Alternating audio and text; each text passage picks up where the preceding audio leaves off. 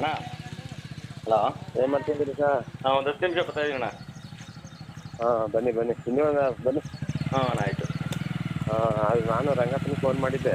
ಹಾಂ, ಏನಂದ್ರಣ್ಣ? ಹಾಂ, ನಾನು ಹೊಂತಾವೇನಿ ಬರ್ತೀನಿ ಅಂದರು. ಹಾಂ, ಬರ್ತೀನಿ ಅಣ್ಣ, ಒಂದು 1/4 ಗಂಟೆ.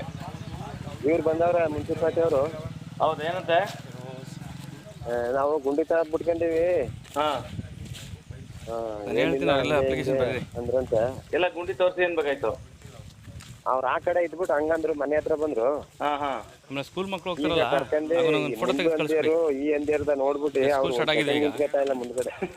ಅಲ್ಲ, ಒಂದು 5 ನಿಮಿಷ ಚೇರ್ ಕೊಟ್ಬಿಡಿ, ಅಲ್ಲಿ ಒಂದು 3 ಜನ ಕೂತ್ಕೊಳ್ಳಿ. ಒಂದು 3 ಜನ ಚೇರ್ ಕೊಡಿ, ಕೂತ್ಕೊಳ್ಳಿ ಒಂದು 10 ನಿಮಿಷ. ಯಾವ್ರು ಒಂದು ನಿಮಿಷ ನಿಂತ್ಕೊತಾರ, ಮೂಗ್ ಬಿಟ್ಕೊಬಿಟ್ಟವ್ರ. ಯಾರು ಇದಾರ ಅಲ್ಲಿ? ಕೊಡಿ ಕೊಡಿ, ಇದಾರ ಬೇಕಾದ್ರೆ ಮೇಡಮ್ ಇವ್ರು ಯಾರೋ ಗೊತ್ತಿಲ್ಲ. ಕೊಡಿ ಕೊಡಿ, ಮಾತಾಡ್ತೀನಿ. ಕೊಡ್ತೀನಿ. ಅವರು ಈಗ ಮೂಗ್ ಮುಚ್ಕೊಬಿಟ್ಟವ್ರೆ. ಹಾಂ ಹಾಂ, ನೀವ್ ಕೇಳಿ ಮೇಡಮ್ ಅವರೇ, ನೀವು ಮೂಗ್ ಮುಚ್ಕೊಬಿಡ್ತಾ ಇದ್ದೀರಲ್ಲ,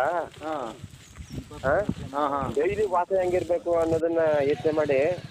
ಇದು ಯಾವ್ದಾದ್ರು ಸಂಘ ಹೋಗಿ ಹೇಳ್ಬಿಡ್ತ, ಯಾವ ಸಂಘ ಇವ್ರ ಸಂಘ ನೀವು ಇದು ಮಾಡಿದ್ಮೇಲೆ ಸಂಘನೇ ಬಂದು ಕೂತ್ಕೊಳ್ಳಿ ಅಂತ ಹೇಳಿ ಒಂದು 10 ನಿಮಿಷ ಚೇರ್ ಹಾಕೊಂಡು. ಅಲ್ಲ, ಸಂಘ ಬಂದು ಹೇಳ್ಬಿಟ್ಟು ಸಂಘದವ್ರು ಹೇಳ್ಬಿಟ್ರೆ ಮುಗೀತಾ? ಹಾಂ ಹಾಂ ಹಾಂ, ಸಂಘದವ್ರು ಕೊಲೆ ಮಾಡ್ಬಿಟ್ಟು ಹೋಗಿ ಅಲ್ಲ ಕೂತ್ಕೊಂಡ್ರು ಆಯ್ತಾ? ಅದೇ ಈಗ ಸ್ಕೂಲ್ ಮಕ್ಕಳು ಆಡ್ತಾರೆ, ಸಾರ್ವಜನಿಕರು ಆಡ್ತಾರೆ, ರೈತರು ಆಡ್ತಾರೆ. ಆಯ್ತಾ? ಎಷ್ಟು ಸಾರಿ ಅವ್ರಿಗೆ ಹೇಳಿರೋದು? ಈಗ ನೀವೆಲ್ಲ ಕಂಪ್ಲೇಂಟ್ ರೈಸ್ ಮಾಡಿದಿರಲ್ಲ, ಮಾಡಿ, ಅವರು ಬಂದು ಮಾತಾಡ್ತಾರೆ. ಅದಕ್ಕೆ ಇಲ್ಲಿ ಬಂದ್ರು ನೋಡಿ ಮೇಡಮ್ ಅವ್ರಿಗೆ, ಆ ಜಾಗ ಬಿಟ್ಟು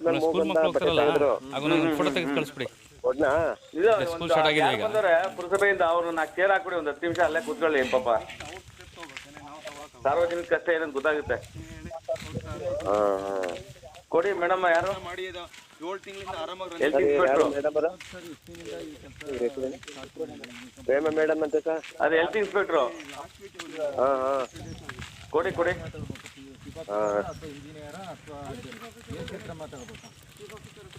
ಮೇಡಮ್ ನಾಗರಾಜ್. ಹಲೋ ಮೇಡಮ್, ನಮಸ್ಕಾರ. ನಮಸ್ತೆ ಸರ್. ಏನು ಮೇಡಮ್, ಸಂಡೇ ಡ್ಯೂಟಿ ಮಾಡ್ತಾ ಇದ್ರಿ?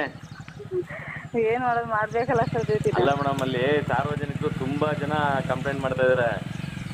ಆಯ್ತಾ? ಈಗ ಅವರು ಅಪ್ಲಿಕೇಶನ್ ಎಲ್ಲ DC ಅವ್ರಿಗೆಲ್ಲ ಕಳಿಸಿದ್ರು ಆನ್ಲೈನು, ಅವ್ರ ಮಗ. ಹಾಗಾಗಿ ನೋಡಿ, ನಮಗೂ ಕೂಡ ಸುದ್ದಿ ಮಾಡಿ ಅಂತ ಹೇಳಿ ನಾವು ಸುಮಾರು ಸರಿ ಸುದ್ದಿ ಮಾಡಿದ್ವಿ. ಈಗ ಅವ್ರೇನ್ ಹೇಳ್ತಾರೆ ಅಂದ್ರೆ, ಅವ್ರಿಗೆ ಒಂದು 4 ಚೇರ್ ಕೊಟ್ಬಿಡ್ತೀನಿ, ಅವರೇ ಒಂದು 10 ನಿಮಿಷ ಕೂತ್ಕೊಂಡ್ಬಿಡ್ಲಿ, ನೀವೇ ಒಂದು ಸಂದರ್ಶನ ಮಾಡ್ಬಿಡಿ ಅಂತವ್ರೆ. ನಾನು ನೋಟಿಸ್ ಕೊಟ್ಟಿದ್ದೀನಿ, ನೋಟಿಸ್ ಇಶ್ಯೂ ಮಾಡಿದ್ದೀನಿ ನಾನು ಅವ್ರಿಗೆ. ಈಗ ನಿಮ್ಮ ಇಲಾಖೆ ಪೌರ ಕಾರ್ಮಿಕರು ಯಾರು ಬಣ್ಣಾರಿ ಅವರು, ಅವ್ರ ಪಾಪ ಸುಮಾರು ಸರಿ ಪತ್ರಿಕೆಲ್ಲ ಹಾಕ್ತಿ, ನಾವು ಹಾಕ್ತಿ.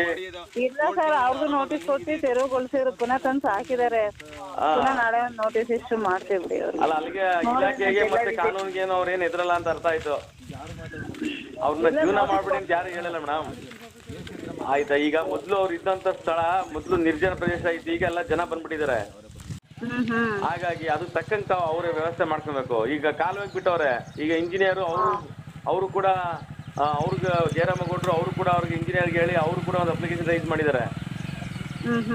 ಅವಾಗ ಕೊನೆಗೆ ಬರೋದು ನಿಮ್ಮ ತಲೆಗೆ ಬರುತ್ತಲ್ಲ ಮೇಡಮ್. ಹೆಲ್ತ್ ಇನ್ಸ್ಪೆಕ್ಟರ್ ಏನ್ ಮಾಡ್ತೀವಿ, ಇವತ್ತು ಬರ್ತಾ ಇರೋಂಥ ರೋಗ ರುಜಿನಗಳು ನಿಮ್ಗೆ ಗೊತ್ತಾ ಇದೆ.